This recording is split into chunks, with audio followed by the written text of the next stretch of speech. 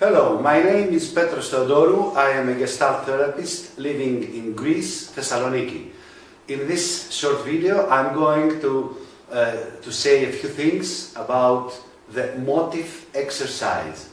The Motif exercise is a central idea of my personal approach, PSP, Process-Stage-Praxis.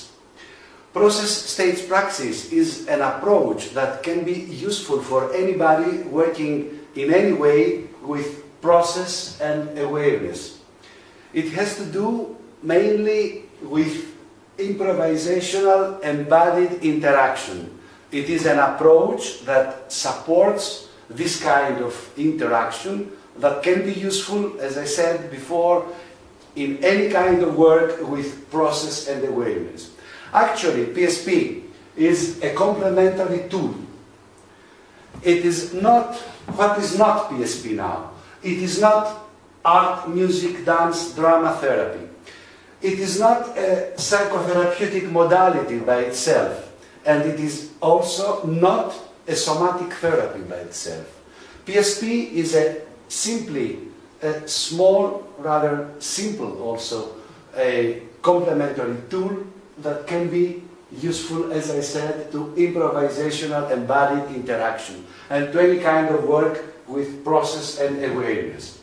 The theory of PSP has got two branches. One branch is based on the Gestalt therapy perspective or philosophy.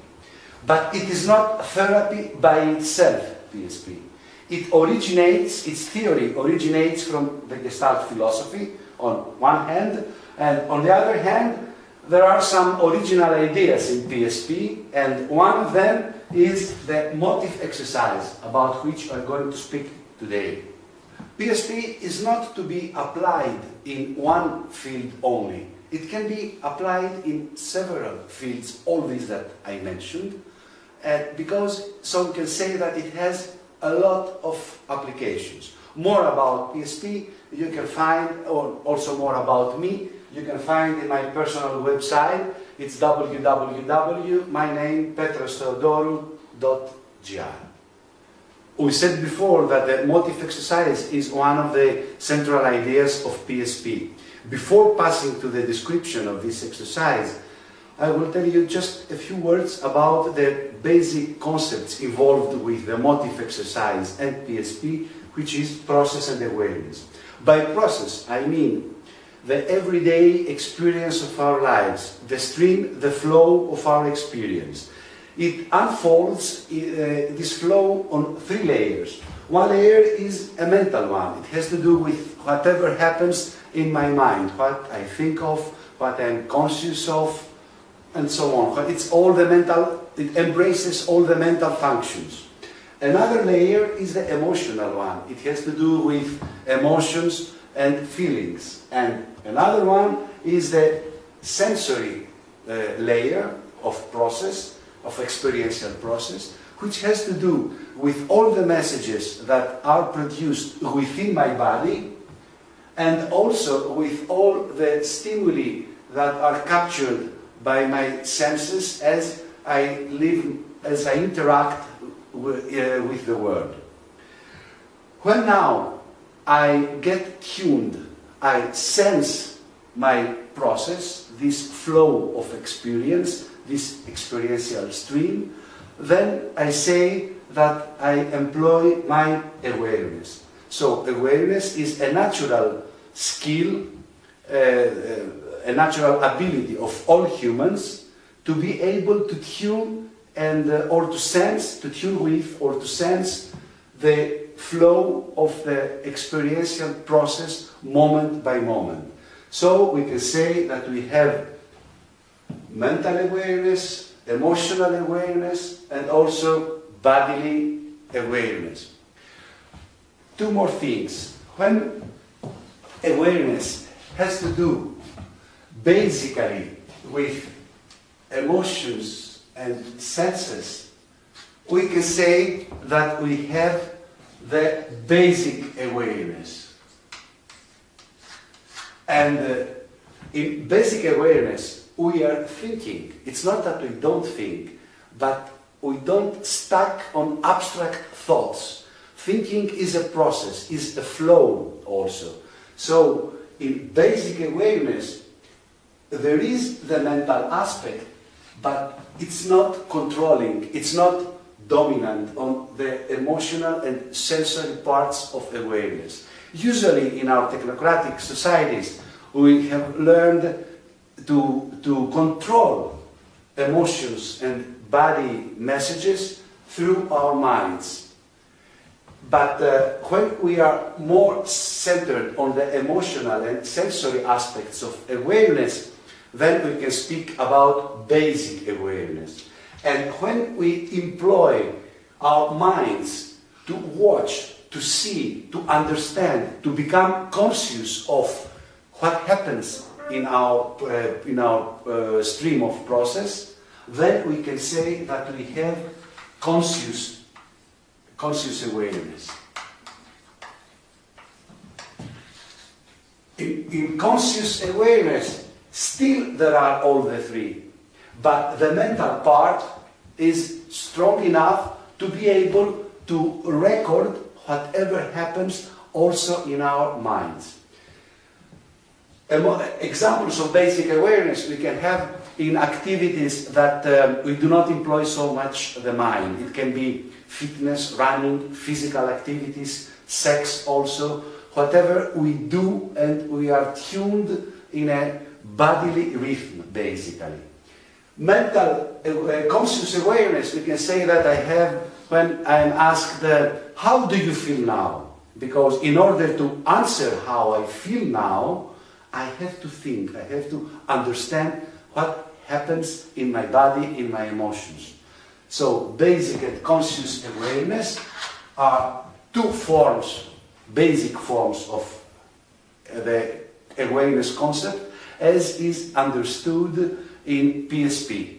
And of course, I repeat that all the theoretical basis of these concepts, with slight differences, originate from the Gestalt therapy philosophy and perspective. PSP has to do with process and awareness, both the basic and the conscious kind of awareness. Also, the motive exercise, we can say now that it is a tool to enhance, to enrich, to trim, to refine our natural ability, which is called awareness. Through the motive exercise, we do not trim or work only with, it's a kinetic exercise. Motive exercise, it's a kinetic exercise. But this does not at all mean that we are working only with the bodily awareness, body awareness. With the motive exercise, we work all three layers of our process, all the kinds of awareness. We start from body awareness, but it's very important to understand that with the motive exercise, we are not restricted to increase just the sensory awareness, the body awareness. We can work to enhance and enrich all the kinds of awareness through working through all the three layers of our experiential process. Now, which is the goal of the motive exercise? The goal of the motive exercise is to support the free flow of our experiential stream. And this happens by moving in a certain way. Somebody can object and say, okay, we can support and we can surrender to the free flow of our experiential stream through numerous activities, as we said, with fitness, walking, any kind of physical activity. The difference with the motive exercise is that the pattern, the structure of the movements, of the sequence of movements that are done, support this flow in a special way so that awareness can be enriched and enhanced. It's not choreography motive exercise. When I say patterns, I don't mean that we instruct to the person some special movements to do, but we have in mind some special sequence of kinetic cycles that the person is supposed to perform. In everyday life, the basic idea of the motive exercise is simple. It starts from the point that in everyday life, our gestures, our movements are rather restricted in a certain, in a rather narrow energetic area, let's say, because our movements and our gestures in our social interactions are limited. The allowed, let's say, movements and gestures. So when we take blood vessels, muscles, group of muscles, tendons, and so on, and other body organs, they work in a way that stay out of our awareness, because we do not need to be aware of them. They work in a rather automated way, mechanic way. Also, I don't feel my heartbeat now, I'm not aware of my breathing now, or when I walk and I have a certain goal or something to do, I'm not aware of my legs.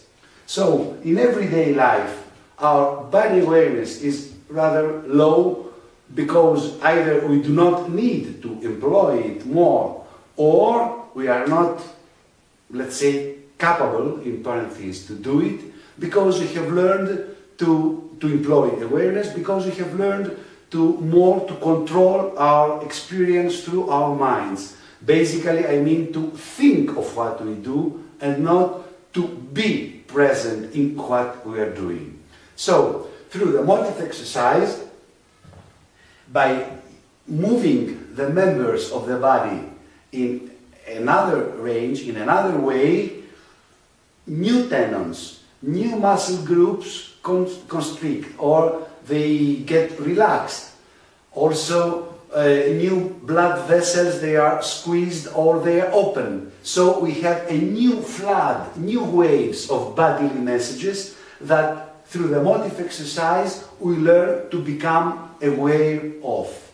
And when we become aware of our bodily awareness, because in the Gestalt therapy perspective we are holistic beings, we cannot separate the layers of the experience, this new sense of our bodily awareness creates, of course, new emotional and new mental awareness. This is why the motive exercise starts, even if it starts from the body, it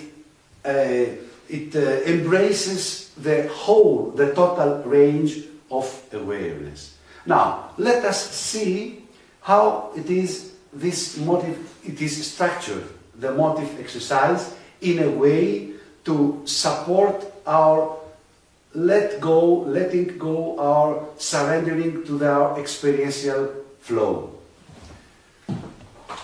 The first stage of the motive exercise.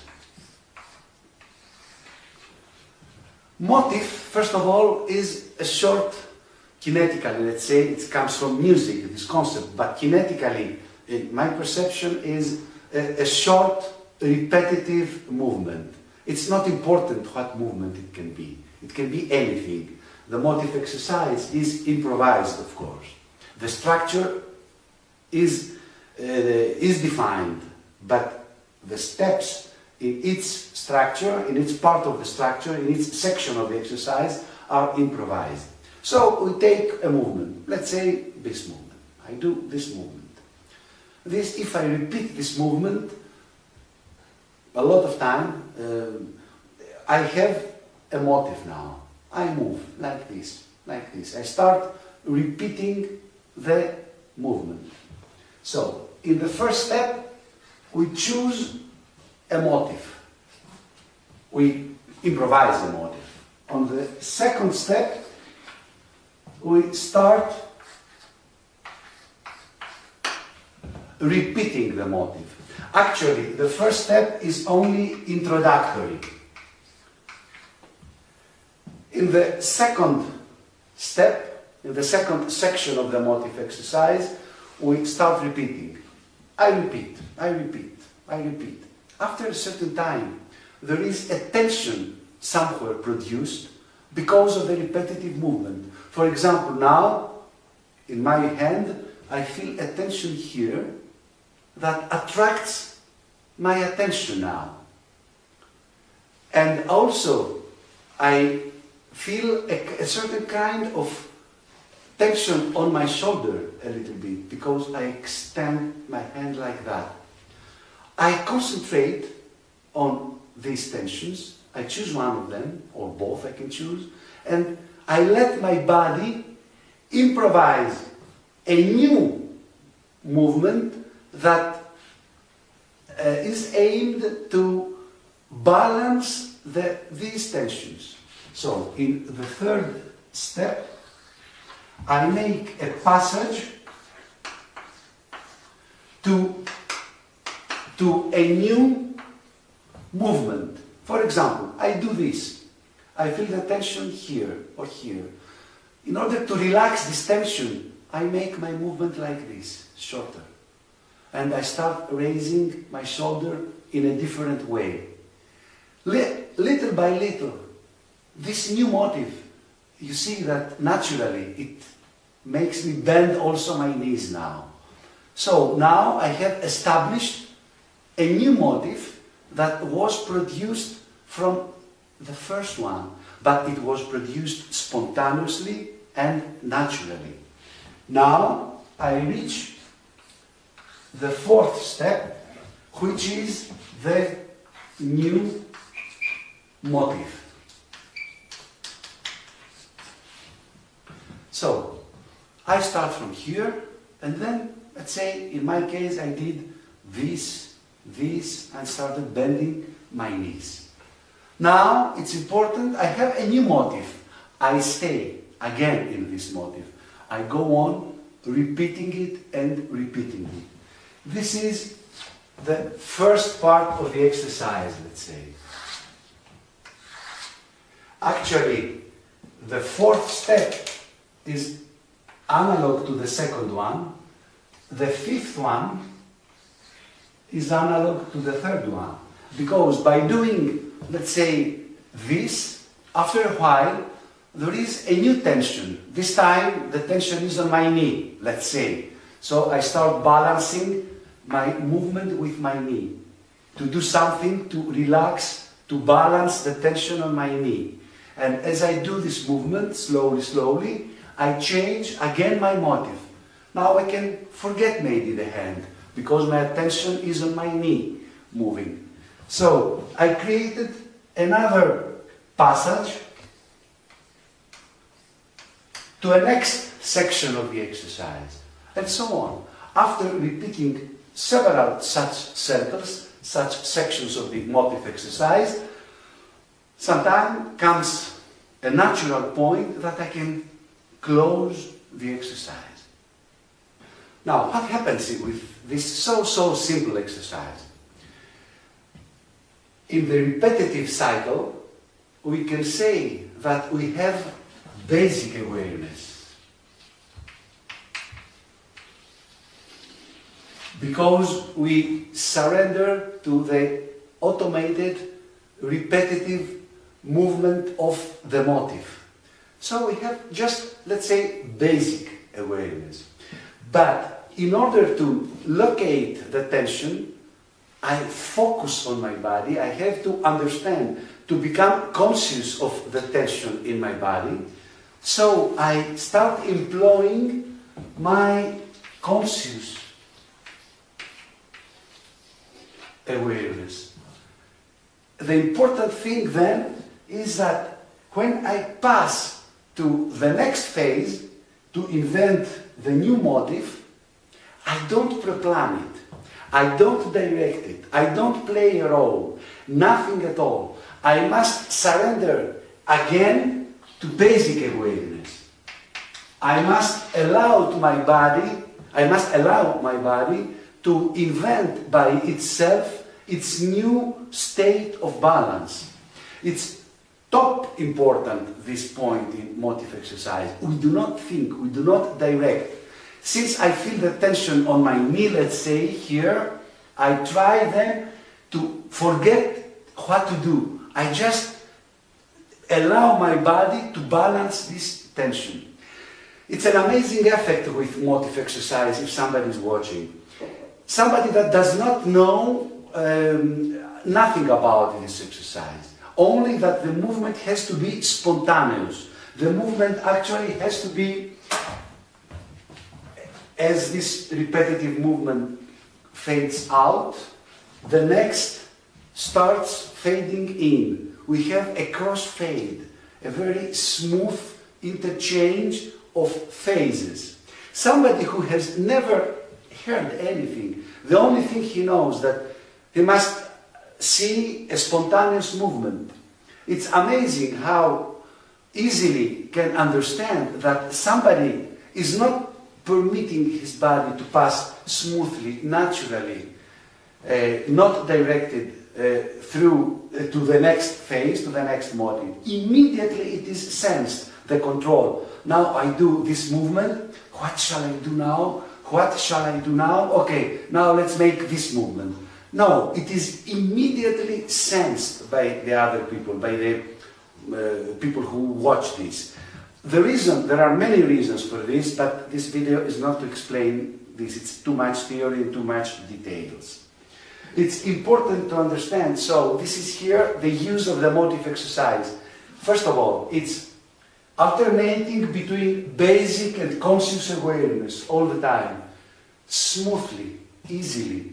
And secondly, another precious effect of this exercise is that when I employ my conscious awareness, I employ it so much only to record, to sense, to understand the tension produced in the body.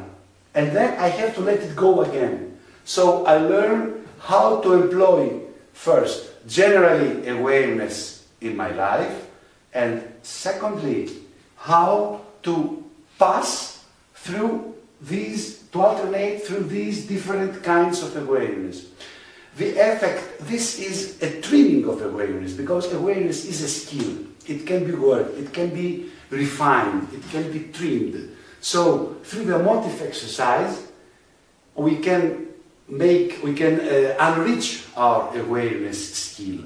And somebody who learns how to use this exercise, working with other people, in any kind of work, in therapy, as I said, in education, in art, wherever, can have very beneficial effects for the people who are performing this exercise. It's very important, though, that who is doing this exercise, who is instructing this exercise to other people, must know very well all the theory behind. It's a simple kinetic exercise, but it's a lot of theory behind it, and he must know very well what he's doing. It's not, motif exercise is not dancing, is not fitness, is not free movement only. It's actually disciplined movement when you speak about structure, and also improvised regarding what happens in each section of the movement.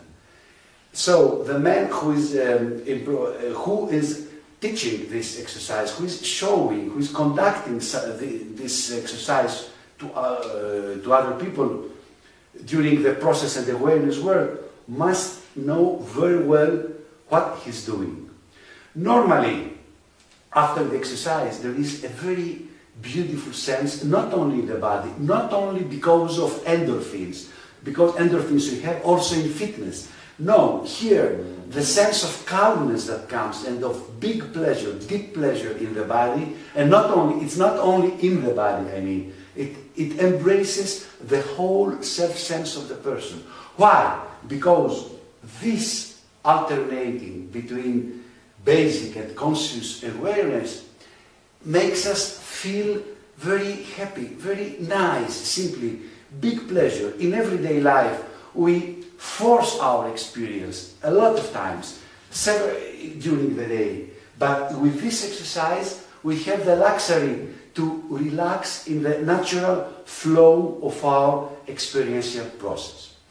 In psychotherapy, the motif exercise can work in amazing ways. Not as therapy itself, PSP and motif exercise is not therapy themselves. They are complementary tools. They can be used in psychotherapy.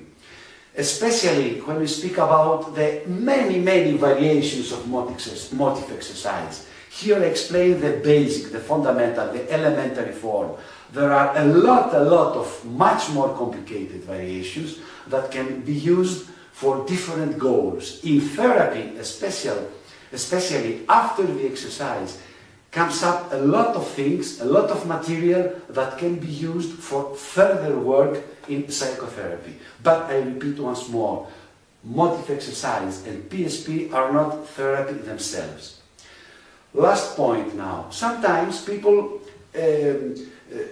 cannot do this exercise. It seems very simple. Some people do it immediately. Some people cannot do it because they have a kind of split between mind and body emotions. So in these people, you can see, in these cases, you can see immediately that people are stuck in a pendulum movement sometimes. They arrive, let's say, in a motif like this, doing this, for example, doing this, and then they cannot unstuck. It's like they cannot focus, they cannot employ the conscious awareness to detect the tension produced on the body. It's not worked through their body awareness. How do we unstuck from this? There are some very simple tricks. This is the epilogue of this video. A motif, we can a little bit affect a motif. How? By making it bigger, larger, quicker, slower, first of all. For example, I do this and I am stuck. If I make it bigger the motif, then of course I'm going to feel something. Some new tension will enter my awareness stream. Or if I do, let's say, this motif, and I start doing it very quickly. Of course, immediately there is a tension here now.